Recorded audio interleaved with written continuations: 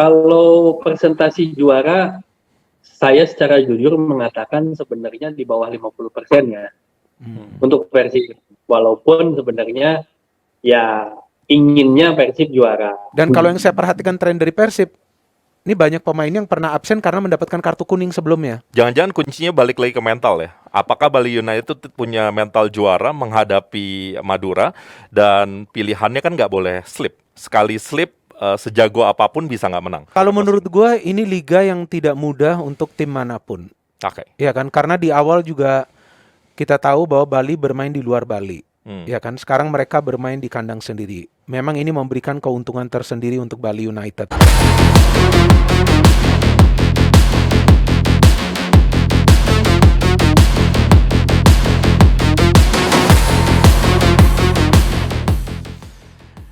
Ya, halo warga 62, dan hari ini kami segera kembali lagi untuk Anda setelah sempat absen sebentar.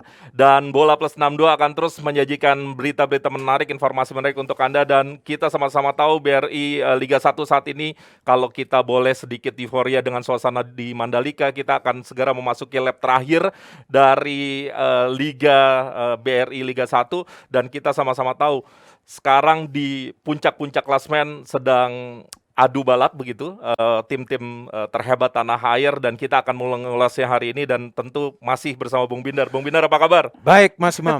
Wah, luar biasa nih ya, ada kaitannya dengan Mandalika juga nih, balapannya belum berakhir di Liga 1. Belum berakhir. Belum. Lap terakhir siapapun masih bisa kepleset. Betul, maka itu harus hati-hati kan. Harus hati-hati. Dan ini hanya sisa Bali 3 match, Persib 2 match. Iya. Selisih poinnya juga agak jauh ini. Belakangan Persib kemarin sempat tidak mudah ketemu Persebaya. Iya. Di awal-awal kita yang nonton ngerasa, wah kayaknya Persib bisa nih, begitu ya, punya peluang. Tetapi ternyata ada kartu merah, akumulasi dari 2 kartu kuning, dan ini tidak menyenangkan untuk Persib. Iya, sebetulnya secara permainan kan yang beberapa kali pernah gua katakan bahwa Persebaya ini kan salah satu tim yang permainannya menarik ya, menghibur banget ya. Mereka bermain menyerang, passing-passingnya akurat, pemain-pemainnya penuh energi, dan mereka bisa berubah di tengah pertandingan.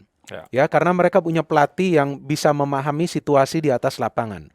Di pertandingan kemarin itu sebetulnya first half Persib lebih unggul. Babak pertama mereka lebih banyak menciptakan peluang. Persebaya mau ciptakan peluang aja sulit. Karena ya kita lihat bahwa para pemain Persib tuh bisa melakukan marking yang baik, dan juga terlihat bahwa Persebaya tidak turun dengan striker murni kan. Kan Supriyadi yang main, Taise dan juga Bruno. Mungkin mereka mau main dengan sistem striker palsu itu, false nine. Maka itu terlihat mereka sulit menciptakan peluang. Persib yang terlihat lebih dominan, mencetak 1 gol. Tapi ketika memasuki babak kedua, ketika ada pergantian pemain dari Coach Aji memainkan Samsul Arif, baru di sana kita melihat tekanan ke pertahanan Persib itu jauh lebih besar. Sehingga jumlah pelanggaran dari para pemain Persib tuh meningkat di babak kedua itu. Karena Taise dan juga Bruno yang tadinya harus juga mencoba untuk mencetak gol, sekarang juga bisa memikirkan cara untuk memberikan umpan kepada Samsul Arif. Dan juga pergerakan-pergerakan tanpa bola dari Samsul Arif. Dan sebetulnya Persebaya itu sudah lebih banyak melakukan penetrasi ke pertahanan Persib. Ditambah dengan kartu merah dari Persib, dari Ardi Idrus. Pemain yang memang sebetulnya mengawal antara Taise atau juga Bruno. Dan mengawal dengan cukup baik hampir di separuh pertandingan sebenarnya. Iya, cuma tapi naas. Betul, tapi problemnya terlalu banyak pelanggaran. Nah, ketika terlalu banyak pelanggaran dan pada saat wasit juga, kalau menurut gua ekstra tegas, kartu itu begitu mudah keluar. 5 kartu kuning. Ya, tinggal tunggu waktu aja ada yang dapat kartu merah karena pelanggarannya ini tidak berhenti. Jika saja lebih berhati-hati, ya mungkin tidak ada kartu merah, tapi juga bukan berarti karena kartu merah kemudian draw. Tapi Persebaya permainannya mulai membaik di babak kedua itu karena ada pergantian pemain yang efektif. Samsul Arif selalu dalam tanda petik bisa memberikan energi baru di babak kedua. Iya, apalagi usianya kan sudah tidak muda lagi, dan dia masuk di babak kedua itu pas banget untuk bisa mengacaukan konsentrasi para pemain dari Persib, dan ternyata Ricky Kambuaya yang mencetak gol. Ya kan, setelah itu Persebaya lebih banyak mendapatkan peluang, tapi gue melihat juga ada determinasi dari para pemain Persib. Meskipun mereka tuh bermain dengan 10 pemain, sebetulnya peluang itu tetap ada di babak kedua. Tapi ya gue melihat si Bruno beberapa kali juga tendangannya melenceng ya. Mungkin 2 kali itu gue melihat tendangannya melenceng. Jadi sepertinya ketegangan nih di para pemain Persib. Karena kan kita tahu di sisa pertandingan ini, baik Bali dan juga Persib wajib dapat 3 poin itu. Nah, dalam urusan mengejar 3 poin ini, mental harus kuat, harus tenang. Kalau gak tenang, mental gak kuat, ya tentu mereka sulit untuk bisa mencetak gol. Bung, sekarang kita masuk saja ke klasmen. Tadi gue bilang, kayaknya nggak berlebihan kalau kita bilang ini adalah lap terakhir dari BRI Liga 1. Siapapun bisa kepleset, siapapun masih bisa menang. Meskipun Bali sekarang menjadi favorit lah ya, favorit karena selisih poin berada di puncak. Betul, meskipun Persib dibilang menipis peluangnya, tetapi jangan-jangan tetap saja tikungan terakhir akan selalu menjadi sandiwara dan drama. Saya minta teman-teman tampilkan. Ini klasmennya, Bung. Apa pandangan Bung? Ini sekarang kita lihat perbedaannya antara Bali dan Persib. Ya. Bali ini kan menang terus. Ya. Bedanya Persib ini ada 2 kali seri nih. Sebelum seri lawan Persebaya, seri juga lawan Persela. Nah, kesulitan Persib adalah ketika mereka tidak tenang, ketika mereka melakukan banyak pelanggaran. Dan kalau gua gak salah, di next match Persib, kalau gak salah ya, kayaknya Rashid itu gak bisa main. Kalau gak salah, karena dia mendapatkan kartu kuning kemarin ya. Betul. Nah, artinya ini yang menjadi kesulitan untuk Persib ketika mereka tidak full team. Ya, tampaknya pada saat bermain dengan 10 pemain tidak ada plan B. Ya, untuk mengantisipasi kekurangan pemain tersebut. Sehingga Persebaya bisa comeback dan bisa saja Persebaya menang. Karena secara permainan, kita lihat Persebaya lebih mencair permainannya. Nah, gue gak ngerti apakah memang betul kalau seperti yang gue katakan tadi, para pemain Persib ini tegang, gak tenang, sehingga terlalu banyak pelanggaran, akhirnya ada kartu merah, kemudian para pemain Persebaya terlihat lebih tenang permainannya, istilahnya nothing tulus, mereka lebih enjoy the game, karena kan sepak bola ini kan perlu dinikmati. Meskipun pemain profesional, mereka perlu tenang, mereka harus enjoy the game. Kalau ketegangan itu masuk, ya pemain sehebat Cristiano Ronaldo aja gagal penalti kan? Betul. Lawan siapa tuh? Lawan Boro kan? Iya. Bung, kalau kita melihat tadi di klasmen, betapa konsistennya Bali. Tapi di depan, Bali punya tantangan yang nggak sederhana. Ada 2 tim besar yang akan dilawan, dan ini lagi-lagi di lap terakhir. Apa pandangan Bung? Sebelum nanti kita akan bahas Persib lagi. Kalau menurut gue tidak ada pertandingan yang gampang untuk Bali dan juga Persib. Ya, memang lawan-lawan dari Bali yang tersisa bukanlah tim yang berada di papan bawah lah ya, seperti Madura, Persebaya dan juga Kediri. Apalagi Madura baru saja menang telak lawan Persija kan. Artinya ini gak ada pertandingan yang gampang. Tapi bagi Bali ya, mereka ini punya kedalaman skuad, materi pemain yang merata. Nah, jika kita perhatikan match dari Bali, dalam beberapa pertandingan Coach Teko itu bisa melakukan perubahan di halftime, memainkan pemain pengganti dari dari bench yang bisa memberikan kontribusi. Itu kehebatan dari Bali. Maka itu Bali itu punya konsistensi memenangi pertandingan demi pertandingan.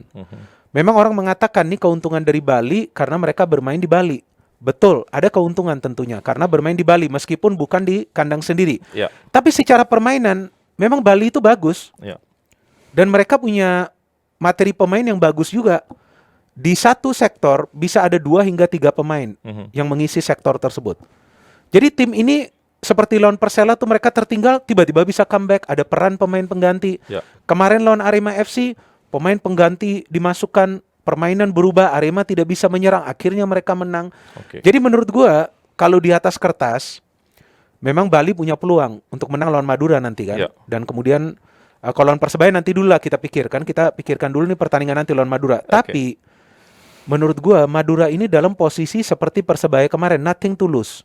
Mereka udah aman. Itu yang akan membuat mereka semakin berbahaya. Itu yang akan membuat mereka berbahaya. Mereka gak akan khawatir. Mau kalah pun gak masalah. Tapi mereka pasti akan fight lawan Bali. Belum lagi ada psikologi melawan pemuncak klasmen tuh mereka biasanya akan gila-gilaan. Dan tentu mereka punya motivasi untuk bisa menghentikan winning streak dari Bali. Bali kan lagi menang terus. Pasti mereka punya motivasi. Dan jangan salah, materi pemain dari Madura sama seperti Bali, mereka punya materi pemain yang merata, mereka punya skuad yang dalam. Jadi menurut gua pertandingan nanti malam ya tidak akan mudah untuk Bali. Meskipun di atas kertas nih gampang, terlihat kan, ya artinya selama ini kan dia menang terus. Tapi menurut gue tidak akan mudah untuk Bali. Ini Madura penyerang-penyerangnya bagus-bagus. Beto, Greg, memang udah sudah tidak muda lagi, tapi usia itu kan hanya angka, ya kan? Dan lini depannya terbukti tajam. Lini depannya tajam. Madura ini kalau cara menyerang nggak ada yang bisa kalahin. Oke. Pemain Brazilnya banyak. Nah, ini yang bisa menyulitkan Bali nanti. Ya, dan di beberapa pertandingan ke belakang Beto menunjukkan lagi naik, kualitasnya juga nggak bisa diragukan. Iya. Bung, kita sebenarnya juga mengundang teman-teman dari Bali United, supporternya diantaranya, tetapi memang berhalangan untuk hadir pada kesempatan kali ini. Tetapi kita juga akan mengundang teman-teman dari Viking atau Viking. Kita akan segera nanti berhubung dengan Kang Tobias Ginanjar, Sekretaris Umum dari Viking Persib Club. Sekarang sebelum masuk ke sana, saya ingin kasih bridging gini. Tadi Bung juga sampaikan, kedalaman dari skuad adalah kunci. Bandung atau Persib kali ini ujiannya nggak sederhana. Mereka dalam tanda petik kemarin banjir kartu kuning. Artinya akan tidak mudah, akan butuh muter otak begitu pelatih. Dan di depan memang ada beberapa pertandingan akan dilangsungkan, tetapi kan juga tidak ada pertandingan yang mudah. Kalau menurut Bung gimana melihat ke depan sedikit? Iya, kalau menurut gue dari Persib ya para pemainnya perlu lebih tenang lagi. Memang 3 poin itu wajib.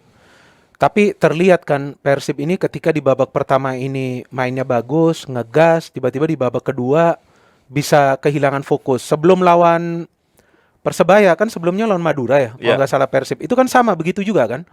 Sudah unggul 0-3, tiba-tiba kemasukan 2 gol hampir 3-3. Untung aja enggak. Nah, itu terjadi kan di babak kedua. Iya. Artinya fokus, konsentrasi, ketenangan itu sangat diperlukan. Tadi kan Mas Imam katakan menanyakan, ini kedalaman skuadnya seperti apa? Ya sebetulnya Persib juga punya kedalaman skuad. Oke. Tapi para pemainnya bisa tampil tenang atau tidak? Tanpa Maklok, Persib masih bisa menang. Tanpa Rashid, Persib masih bisa menang. Tapi kita lihat apakah para pemainnya bisa tenang atau enggak. Ya kan, David sempat cedera, Bruno bisa mencetak gol. Cuman para pemain sendiri juga harus tenang. Jika mereka gak tenang, ya tentu mereka akan sulit mendapatkan poin. Oke. Biar makin seru, sekarang kita lanjut aja, kita langsung hubungi teman kita nih, Bung. Ada Bung Tobias Ginanjar, Sekretaris Umum Viking Persib Club. Bung Tobi, selamat siang, apa kabar? Siang, apa kabar, Bung Binder? Baik. Damang, Kang? Alhamdulillah, damang. Nih seizin Bung Binder nih, aku mau nanya duluan, Kang. Sesuai ekspektasi nggak sih dengan kondisi klasmen per hari ini? Tentu konteksnya Persib Bandung, melihat Persib Bandung sebenarnya line up-nya cukup kuat, pelatihnya cukup teruji, walaupun di sesi-sesi pertama atau di seri pertama kurang perform dalam tanda petik, tapi sekarang makin baik, trennya makin baik. Tapi per hari ini masih di posisi 2 dan tidak mudah tampaknya mengejar Bali United. Apakah ini sesuai ekspektasi teman-teman Viking? Kalau ekspektasi di Bandung sih selalu setiap musim pasti ingin juara ya. Tekanan di Bandung tuh terkenal memang sangat besar, sangat tinggi pressure-nya. Jadi setiap musim tuh selalu tim tuh dituntut bisa punya mental juara dan berada di track juara.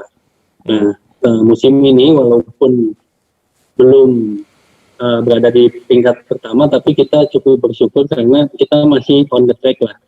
Artinya walaupun secara matematika agak sulit mengejar Bali United, tapi kita berharap ada keajaiban Bali terpleset di Madura, di Surabaya, jadi Persib bisa menyapu bersih 2 pertandingan dan bisa menjadi tingkat pertama dan keluar menjadi juara. Oke. Bung, bahkan angka 1-1 kemarin tampaknya direspon dengan ketidakpuasan yang cukup dalam begitu ya dengan teman-teman Viking. Boleh sedikit kasih komentar soal itu, Bung? Pasti karena sebelum pertandingan lawan Persebaya itu kan moral tim sedang naik-naiknya ya. Menang lawan Persija, menang lawan Arema, lalu menang lawan Madura. Artinya 3 pertandingan beruntun, sapu bersih, artinya moral dari para pemain dan supporter pun bisa dikatakan lagi berada di puncak-puncaknya, terus kasih tekanan ke Bali. Jadi kita merasa lawan Persebaya pun harusnya bisa menang. Dan sebenarnya dari segi permainan kemarin, sebelum adanya insiden, mungkin bisa dikatakan Persib bisa menang. Cuman yang tadi dikatakan walaupun babak kedua Persebaya sudah mulai menekan, tapi kalau tidak ada kartu merah rasa-rasanya Persib masih bisa nahan lah gitu. Bisa nahan, tidak ada gol. Nah, ternyata ada insiden tersebut, akhirnya hasil seri yang harus kita terima bersama. Bung Winder mungkin. Ya, Kang Tobi, kalau kita melihat beberapa pertandingan terakhir dari Persib, ini kan tadi seperti yang saya katakan bahwa Bali ini kan menang. Dan Persib ada 2 kali draw kan. Nah, 1 lawan Persela, kemudian kedua lawan Persebaya. Nah, saya melihat perbedaannya ketika lawan Persela memang terlihat beberapa kali kena counter. Nah, lawan Persebaya, apakah Anda melihat hal yang sama terjadi gak sih di pertandingan kemarin? Dan itu kan ada kartu merah. Nah, apakah dan ini kan kartu merah ini kan didapat karena memang sudah ada kartu kuning sebelumnya ya. Jadi ini tidak direct red card. Dan kalau yang saya perhatikan tren dari Persib, ini banyak pemain yang pernah absen karena mendapatkan kartu kuning sebelumnya. Nah, Anda melihat ini menjadi masalah tersendiri atau tidak sih dari permainan Persib yang banyak pemain ini sering mendapatkan kartu kuning, bahkan kemarin tuh dapat kartu merah kan? Sangat masalah, Bung, karena seperti yang menyambung Bung sampaikan tadi, fokus pemain dan konsentrasi pemain itu kadang-kadang terganggu. Seperti yang tadi disampaikan, waktu Madura udah menang 3-0, tiba-tiba 3-2. Mereka terganggu kalau sering dikasih pressure dari lawan. Dikasih pressure kadang-kadang tercipta gol, konsentrasi buyar. Atau enggak kadang-kadang banyak pressure jadi menciptakan pelanggaran yang sebenarnya tidak penting untuk dilakukan, masih bisa tidak melakukan pelanggaran lah ibaratnya. Nah, itu yang menjadi PR ke depan, 2 pertandingan ke depan, walaupun secara klasemen posisinya jauh di bawah, tapi tetap hal-hal seperti itu yang harus dievaluasi oleh pelatih. Jangan sampai ada pelanggaran-pelanggaran lagi yang tidak perlu yang menyebabkan kartu-kartu yang membuat mental pemain turun lah gitu. Kalau Anda melihat sekarang pesaing dari Persib Bali yang sekarang sisa 3 pertandingan nih Kang. Pertama lawan Madura, setelah itu lawan Persebaya, setelah itu lawan Kediri. Ini 3 tim nih, Madura, Persebaya dan Kediri nih, mainnya bagus loh. Saya mengatakan ini secara jujur, mainnya bagus dan open. Madura dengan banyak pemain Brazilnya, Persebaya dengan Taise dan Bruno. Kemudian Kediri ada tuh pemain Brazilnya, Makado, ada juga strikernya Ezejari. Pelatihnya nih bagus-bagus nih. 1 Brazil, kemudian ada juga Chili ya, Roca kalau nggak salah Chili. Terus ada Coach Aji Santoso. Nah ini kan tadi kan kita berbicara tentang Persib. Kalau Persib menang dalam sisa 2 pertandingan, tapi Bali tidak ada kalah, ya Bali pasti juara kan. Nah, Anda melihat seperti apa nih kans Bali di 3 match terakhir ini? Sebetulnya kita ada mengundang perwakilan dari Bali, tapi berhalangan juga. Nah, kalau Kang Tobi lihatnya seperti apa nih? Iya, sebelum hasil Persib Persebaya sebenarnya tekanan ada di Bali ya. Karena sebagai pemuncak klasemen pasti tekanan lebih berat di mereka. Jadi ketika kemarin harusnya Persib menang tuh, kalau menang sebenarnya tekanan terhadap mereka pasti lebih berat lagi. Nah, kemarin dengan hasil seri ini pasti membuat Bali tekanannya agak sedikit berkurang nih. Jadi beban mereka harus menang tuh nggak sebesar kalau Persib kemarin menang. Jadi mungkin kalau secara mental bertanding mereka lebih nggak terlalu berat ya bebannya, jadi mungkin bisa lebih santai dalam permainan. Tapi ya kalau dari segi supporter sih pasti inginnya Bali terpeleset ya. Apalagi tadi Madura sebenarnya permainannya bagus, tapi yang saya khawatirin kan sebenarnya Bali itu kalau ketemu tim-tim yang bermain terbuka justru mereka lebih seneng gitu. Justru mereka lebih kebingungan kalau bertemu tim yang bertahan kan. Kayak kemarin sebenarnya lawan Arema kan, Arema lebih bertahan terus. Ya mereka hampir gagal menang, tapi di ujung-ujung karena ada kesalahan bunuh diri dan penalti mereka bisa mengambil 3 poin. Jadi saya sih agak khawatir kalau Madura bermain terbuka justru nanti Bali lebih leluasa untuk mengontrol permainan, karena materi pemain mereka kan memang luar biasa juga ya, komposisi pemainnya gitu. Tapi sebagai supporter ya mudah-mudahan bisa seri minimal atau enggak kalah. Wah, luar biasa ini analisanya Kang Tobi, benar juga sih. Madura pasti main terbuka. Ya. Ya karena mereka nothing tulus seperti yang Betul. tadi gua katakan, dan itu bisa dimanfaatkan oleh para pemain Bali. Jangan-jangan kuncinya balik lagi ke mental ya. Apakah Bali United punya mental juara menghadapi Madura, dan pilihannya kan nggak boleh slip. Sekali slip sejago apapun bisa nggak menang. Iya, dan untuk Persib ini sisa 2 pertandingan juga lawan Kediri, kemudian lawan Barito. Itu juga menurut saya tidak mudah karena Barito juga coba untuk survive. Ya. Ya kan, terus Kediri juga permainannya bagus bersama dengan Roka ini. Ya. Pelatih mereka yang masuk di pertengahan musim. Nah, kalau menurut Kang Tobi nih sekarang dengan situasi seperti ini, kita bicara persentase lah, persentase juara untuk Persib seperti apa nih? Dan di situasi Persib tidak terlalu optimal karena cukup banyak yang kena akumulasi kartu kuning sehingga dan tidak bisa kartu merah dimainkan besok. Iya. Kalau presentasi juara, saya secara jujur mengatakan sebenarnya di bawah 50% ya. Untuk Persib. Walaupun sebenarnya ya inginnya Persib juara. Kalau 2 pertandingan ke depan saya yakin walaupun Barito juga sedang berjuang melawan keluar dari zona degradasi, saya rasa Persib bisa menyapu bersih 2 pertandingan lawan Kediri dan Barito bisa sapu bersih 3 poin. Saya yakin. Nah, cuman yang jadi permasalahan kan kita tergantung hasil Bali juga. Iya. Jadi untuk juara sih sebenarnya dilihat dari hari ini. Kalau Bali hari ini bisa meleset lawan Madura, saya rasa peluang presentasi juaranya bisa naik lagi tuh. Tapi kalau Bali menang, saya rasa udah makin tipis sih. Jadi hari ini kunci ya, Bung? Betul, ini yang menjadi sesuatu yang menarik ya, bahwa Bali sebetulnya punya jumlah pertandingan yang lebih banyak. Tapi mereka juga gak boleh slip. Ya. Mereka harus minimal menang ini hari. Ya kan, hitung-hitungan jika mereka menang, selisih poinnya 5, dan itu juga akan menyulitkan Persib juga di next match. Karena artinya Persib perlu mengejar dengan selisih poin yang lebih jauh lagi, betul kan Kang? Karena sebelumnya kan hanya beda 3. Ini kalau Bali nanti malam menang, selisih poinnya 5. Semakin sulit lagi untuk menjadi juara untuk Persib. Nah, kalau Kang Tobi lihat sejauh ini nih di musim ini, pemain mana sih yang menurut Kang Tobi ini menjadi kunci nih di Persib Bandung? Di Persib ya tentunya Mark Klok ya. Mark Klok pemain yang sangat mobile bersama Rashid di lini tengah. Mereka udah enak banget tuh tektokannya tuh. Tapi di luar itu berdua, saya rasa banyak peran-peran dari Teja dan Beckham yang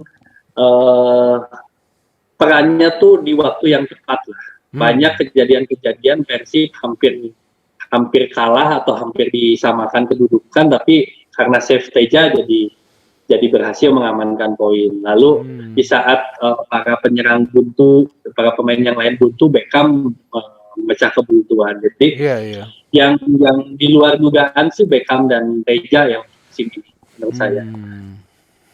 Oke. Bung Tobi, terima kasih banyak sudah meluangkan waktu memberikan analisis. Persi doa yang terbaik lah buat teman-teman Viking, buat Persib Bandung. Mudah-mudahan kita bisa menikmati perjalanan lap yang menarik, yang seru. Pertandingannya tentu kita nantikan. Sukses terus, mudah-mudahan sehat-sehat juga. Sampai jumpa, Kang Tobi. Atur nuhun. Berhasil nyalip, amin. Amin. Thank you Kang Tobi, thank you. Oke, ya, thank you. Oke, atur nuhun. Bung, itu tadi. Ini menarik sekali karena yang gue suka ketika gue berbicara dengan supporter, bahwa para supporter ini juga pintar-pintar, mereka bisa menganalisa. Ya. Ya kan, seperti tadi, menarik sekali. Ya kan, soal pertandingan Bali lawan Madura. Kemudian menarik sekali soal pertandingan Persib kemarin lawan Persebaya. Jadi inilah yang kita ingin dengar. Maka itu di Bola Plus 62 ini kita juga selalu ingin mengundang wakil dari para supporter ya kan, untuk berbicara, memberikan analisa. Bagus sekali tadi analisanya. Saya sih menarik banget mendengarkannya dan logis. Ya. Itu dulu yang penting, analisa harus logis ya kan.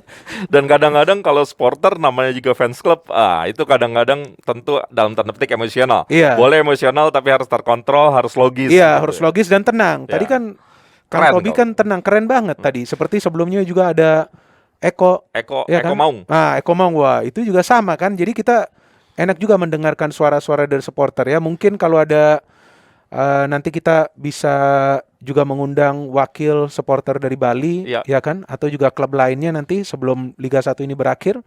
Bisa kasih mungkin di kolom komentar ya. Kasih kontaknya lah, kontak personnya siapa. Nanti. Jadi kita juga bisa ajak ngobrol di sini ya. Oke. Bung, terakhir.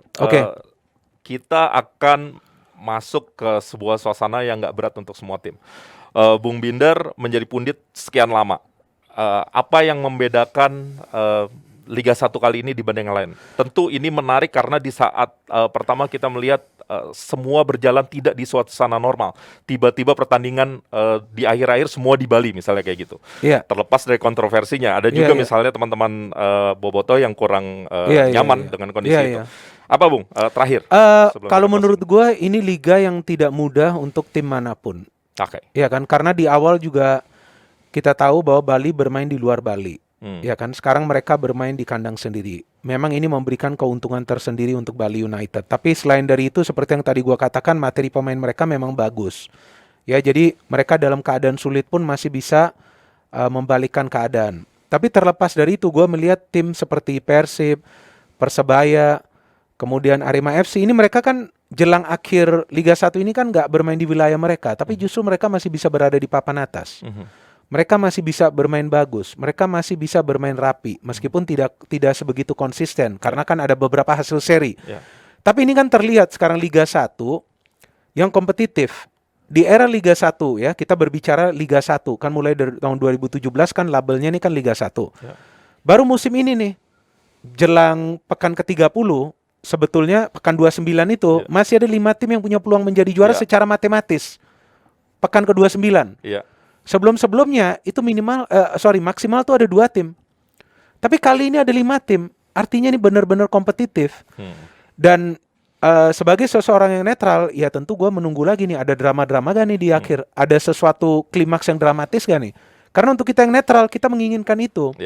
Ya kan, kita ingin lihat bagaimana para tim ini harus berjuang habis-habisan untuk bisa menjadi juara. Dan bagi Persib, tanpa bermain di wilayah Jawa Barat, mereka sudah bisa berada di peringkat nomor 2. Untuk Persebaya, di mana mereka akhir-akhir ini bermainnya justru di luar Jawa Timur, sama juga Arema, mereka masih bisa berada di papan atas, sudah bagus. Dan mereka kan masih bisa qualify untuk AFC Cup. Yang berada di peringkat 3 itu, 3 teratas. Jadi ada hal-hal positif dan baik meskipun tidak ideal. Iya, itu dia. Oke, kita akan tonton terus putaran terakhir dari Liga 1. Yang terbaik tentu yang akan menang. Dan ini tampaknya akhir dari Bola Plus 62 pada kesempatan kali ini. Dan sebelum saya menutup, kita punya konten menarik, Bung. Kita bahas mengenai Jakarta International Stadium di Property Masterpiece. Salah satu channel yang kita miliki juga. Kalau mau tahu lebih banyak bisa nonton di situ. Dan pada kesempatan kali ini tentu thank you, Bung Binder. Sehat-sehat. Mas Imam, ya. Mudah-mudahan acara ini terus makin gede. Karenanya kalau kepengen acara ini makin gede, jangan lupa subscribe, jangan lupa like, dan jangan lupa komen. Terima kasih, saya Imam Priyono, Bung Binder. Thank you. Thank you, bye. Thank you.